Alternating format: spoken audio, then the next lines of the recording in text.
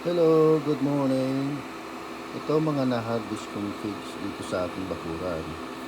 Ini-air dry ko siya at nagtatagal siya na basta ikip lang sa refrigerator. Napakatamis nito.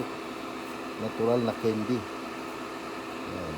Dessert namin pagka matapos kumain. Kung gusto ng matamis, ito maganda rin siyang snack. Yan. Ito naman ang sobra-sobrang sitaw na na-harvest namin. Ganun din, ini-air dry. Ayan. Ayan.